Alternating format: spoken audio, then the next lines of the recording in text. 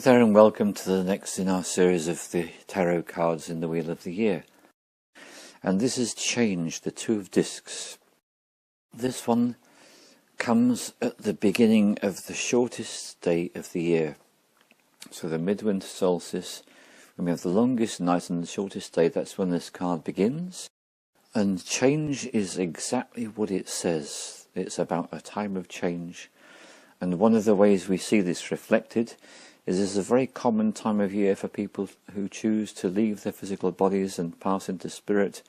This is often an occurrence which is likely to happen shortly after the shortest day of the year.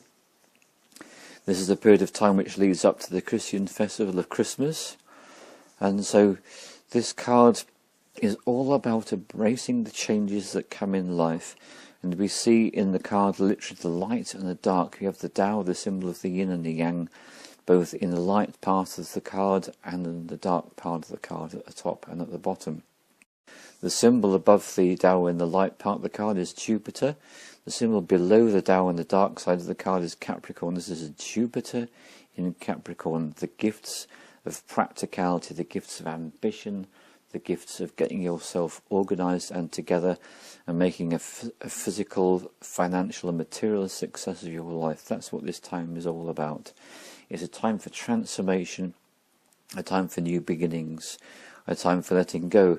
And we see that because the symbol of the snake is the symbol of the Ouroboros. This is the snake that devours its own tail, which is one of the fundamental symbols of transformation, of literally digesting the old into the new. And the snake, as you notice, has the crown, the golden crown on his head, which indicates that he's transforming himself into his highest level of existence. So change is a time to welcome. That's what this card shows us. And now we're going to look at the card which we're going to use to transform it with, and it's the number 77. It's the clear together with a magenta, and those two colours create magenta. So using the water in the glass to bring the qualities of the following words into the water, which we then drink. And we turn the card over and we see this is called the cup. Here are the keys for this card. I let go of my illusions to be able to see what is in front of me more clearly than ever before. I let go of my illusions to be able to see what is in front of me more clearly than ever before. I let go of my illusions to be able to see what is in front of me more clearly than ever before.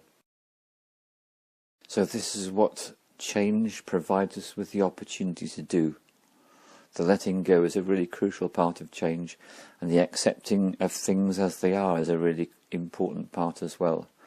So with this card we see the symbol, and we've seen it before with the Eight of Wands, but here it is again, the symbol of the infinity sign, which relates very closely. If we look back at the change card, we can see that was the infinity sign. I might turn it 90 degrees and you can see it becomes the same shape as this one here. And so this is a symbol for infinity. It's also known as the lemniscate. This is exactly the shape which the bees dance to communicate the whereabouts of the nectar to the other bees in the hive. So it's a powerful symbol for communication, of sharing, as well as that of infinity. So if we go into a bit more detail, this is what this card has to say for us. It says, many things are brought together in the context of the service of the light.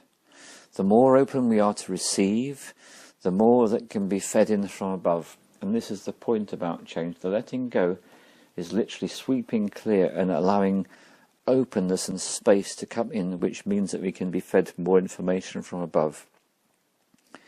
To be open to receive, not too full of ourselves, a receptive vehicle which allows the light force, eddies of light, to integrate within the self.